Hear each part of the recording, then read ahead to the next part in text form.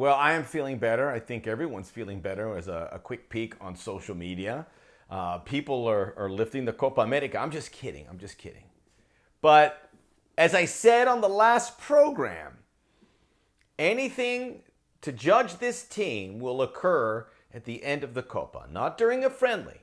And we had every reason to be upset after the Colombia game. And we had every reason to hold Greg Berhalter to task and this team. That was a hot mess.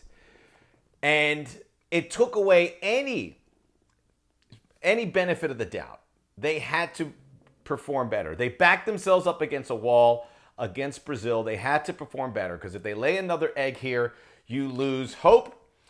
Questions start to rise. I know these are friendlies within the camp. Without question, the national attention draws away because these are great opportunities to get the hook in the soccer neutrals. But what happened on Wednesday in Orlando put a whole lot of wind in everyone's sails. We still have a long way to go, but man, I ask you for a second to think of the alternative. When that 11 rolled out there, if this didn't go well, and we were worried about, I'll speak on my behalf, I was worried about this guy, and this guy, and this guy, and this guy. Why isn't this guy playing? I was worried. And, the old Einstein, repeating whatever that expression is, the definition of insanity. Well, we saw something very different. We'll break it down here on the Soccer OG. Check out the Soccer OG podcast. I'll be recapping this game in more detail with Charles Bowen, who writes for a variety of publications, including MLSsoccer.com. He has been following the U.S. national team. We'll talk about that, and I'll give you my Copa America preview. So that's coming out on Thursday, so check it out. And we have a lot of good Soccer OG content coming your way. Like and subscribe us here, right? We're getting great numbers. We know because people are excited. This is the time where us YouTubers, and I'm the old man of the YouTube clan. When they brought us all in to Austin, Texas, I was the old guy. There was 11 Yanks and tactical manager, and I was the old timer. Hey, I was the old time YouTuber. But we're seeing a lot more traffic, which we appreciate, but we know this is the time to really get involved. And I encourage questions. As you can see, I answer as many questions as possible. Take me to task. I'll give you an honest answer. If I made a mistake, I'll fess up to it. And it's all there. I got receipts. So let's get into this game, the United States and Brazil. And we will talk about what it means. This was the 11 that they rolled out. And you would think that this is the 11, or very close to it, that the U.S. will play in the opener of the Copa America on the 23rd against Bolivia. You don't want to be caught in okay, who's going to play here? You want to be pretty close to locking down the starting 11. And as I look at this 11, Joe Scally was a big question. Could he handle that position? He certainly did. And we'll talk about Joe Scally here. Matt Turner in goal, Chris Richards and Tim Ream. That's going to be your center back pairing. Anthony Robinson's going to be the left back. The midfield, McKennie, Musa, and Reina. I think you have a very good shot of that being your midfield. If you didn't see much, only Tyler Adams as a substitute. I doubt he's going to be thrust into the 11. So 7 players for sure. Pulisic is going to start. Way is going to start. I guess the only question mark is who's going to be the number 9. Is it going to be Ricardo Pepi? Is it going to be Flo Balogun? Is it going to be someone else? But there you have it. Any questions, I think, right from the jump of who is going to be right back were answered. And I got to say this. I'm going to start with Joe Scally. He wasn't the man of the match. But to me, I gained more respect for him than anyone along this process in several weeks. He was thrown into the proverbial deep end of the pool. He was asked to mark Luis Diaz, the best player on Colombia, one of the 5 best South American players right now, plays for Liverpool, and Vinicius Jr., arguably the best player in the world right now. That's who he was told to mark. He got a little bit of help here and there, and he didn't leave him on an island.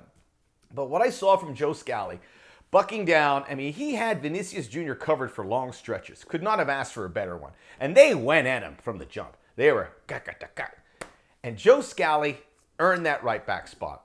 And it's just one of those moments as an American. You're like, this guy has a lot on his plate. He has this once-in-a-lifetime opportunity, and he took it. So well done, Joe Scally. I was worried about Tim Ream, for good reason. I've been a big Tim Ream guy. He he locked down that speed. Look, he is our best passing center back. We need him. And we got to play a certain way, which we did against Brazil, where we're not going to put him in precarious situations. But, there was, I think Taylor Twellman tweeted it, where there's his passing, and, he's pinging it around left, right, front, center. It was Harlem Globetrotter stuff. So Tim Ream, we got to have him, but he has to play well. He can't look like he's 37, 38 years old. So those two defenders, certainly for me, were big question marks, and they went in. Chris Richards wasn't very clean. I thought he was one of the better players in Colombia. He was in this game, but he is our best defender, and it's amazing to know how much experience he has gotten in these last two games, because he is going to be our guy moving forward. Anthony Robinson, a much cleaner game. We certainly knew that. Matt Turner, I think there's still doubts there. He is on the hook for the Brazilian goal in this game. But if we can clean up the playing out of the back, you can see what he's capable of in a game where against Brazil, against Colombia, against Uruguay, against Argentina. If you face them, where you're going to probably face a lot of shots.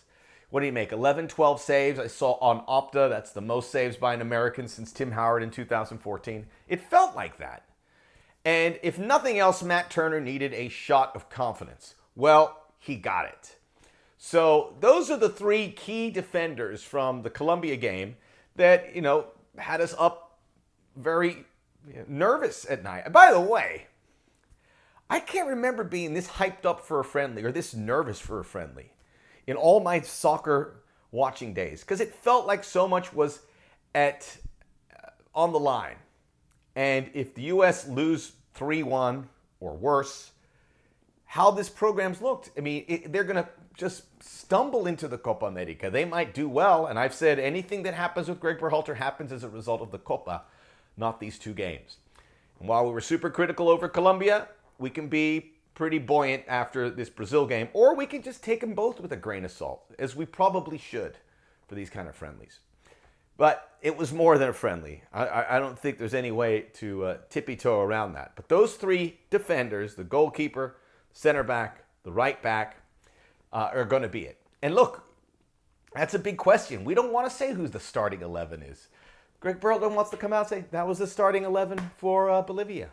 Take it from there and have some options. By the way, they had some really nice pop off their bench too. I love Flo Balogun. I guess I could talk about him later. But, he had that one save by Turner, and he flings it out, and Balogun catches it, goes 50, 60 yards, and almost slipped in a goal. So the U.S. should have won this game. When you think of it, granted, Brazil had a lot of chances, hence all the saves that Matt Turner had to make. But there were three incredible chances for the U.S. Go back to the first half where Yunus Musa hits the inside of the crossbar and the post. Could have gotten the lead. Before they fell behind, the U.S. were outplaying Brazil. And then I think you could say they were on level terms, but I don't know. And I'm going to get to Brazil because I really believe the big story out of this game, if you're a neutral, is Brazil. And I told you to ring the alarm bells for the United States. You may want to ring the alarm bells for Brazil. I would love to be watching Brazilian TV right now, hearing how they pronounce Pulisic, Christian Pulisic, and they're going to be up in arms. But we'll get to Brazil in a moment.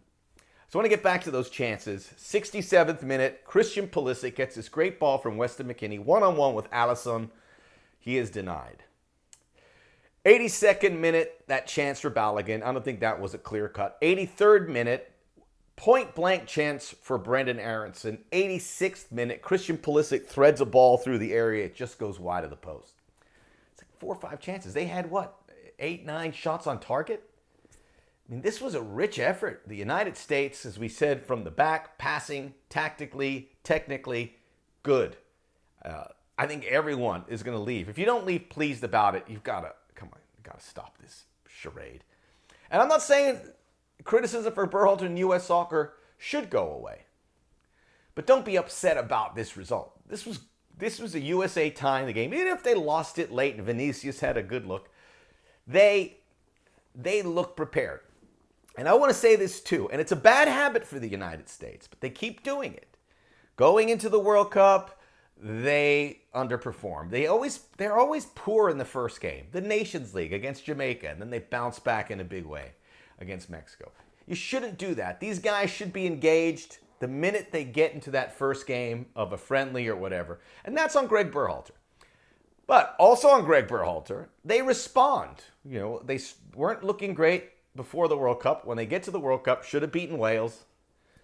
They beat Iran and scoreless 90 with England, which is like a win, and get to the round of 16. Better than the expectations, right? We thought they may fall out of that group. And they're doing this again, which is good news, because now with the Copa America coming around, you hope the U.S. get better. But they are going to be oozing with some confidence. They've got to be feeling well. And I think Greg Berhalter never doubted that for any stretch, but his plan certainly came together. It could unravel, and I say, if the U.S. don't get out of the groups, or if they make a quarterfinal and get smashed, I think U.S. soccer probably needs to make a change.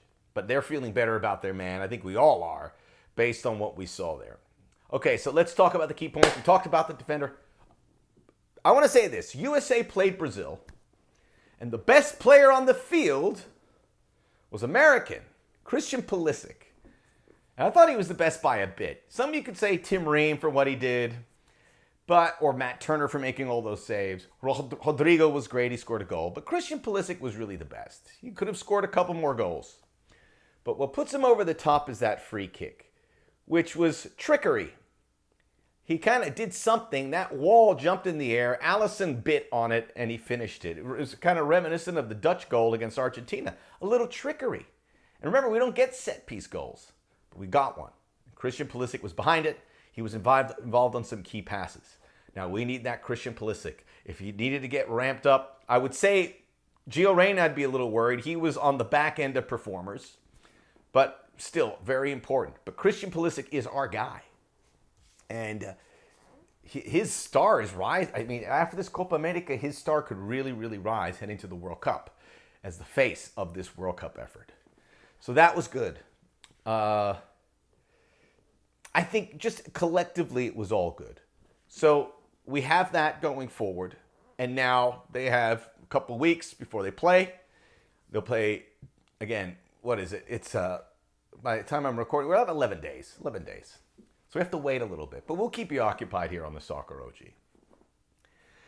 The USA are going to advance out of their group. They're going to get a win against Bolivia. They'll tie or beat Panama. That should be enough. We'll see what happens against Uruguay. I tend to think they could be an okay matchup for Uruguay, so they could win the group.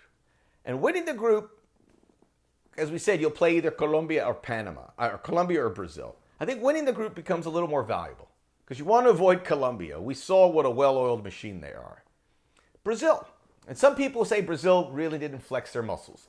Well, they didn't start their A team against Mexico. They started them here. They need to get in gear. Brazil has been stumbling in World Cup qualifying and in friendlies. They have been way below par. So tonight was more of a reflection on how they are. If I had a choice, who would I face in the quarterfinals? Without hesitation, I know it sounds crazy, is Brazil.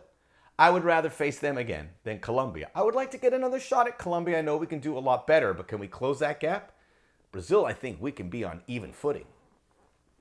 And now you start believing, right? I don't want to get ahead of yourselves. You get the quarterfinals, and then Brazil has to play Colombia. Who knows what that would look like? I can't wait to see that game in the Copa America. Added to the list, the success of CONCACAF will make the Copa America a mega success rather than just a success. If we can sprinkle in USA, Mexico, Canada, whoever into the quarterfinals, this Copa America makes sense, and we can, as I said before, the big issue with the United States is they need competition. They can't go back in their shell in CONCACAF and just play Mexico and Canada and Costa Rica and Trinidad and Tobago. They got to play Colombia. They got to play Brazil.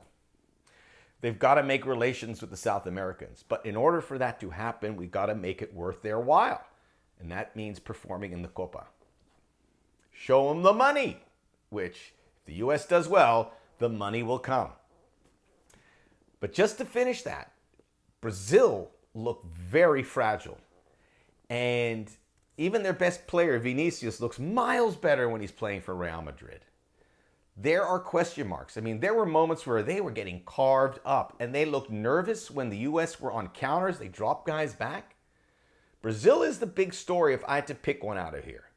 And we will see. Maybe there's a rematch. I can't wait. I don't want to get ahead of myself. I don't want to be a prisoner of the moment, but I'm going to sleep much better tonight than I did on Saturday past. The Soccer OG. Check out the Soccer OG podcast where all podcasts are available. Like and subscribe us here. We're going to have videos all the way through. I'm going to work on my outfits, but you're in the right place. Sleep well, everyone. Or if you're watching in the morning, have a great day.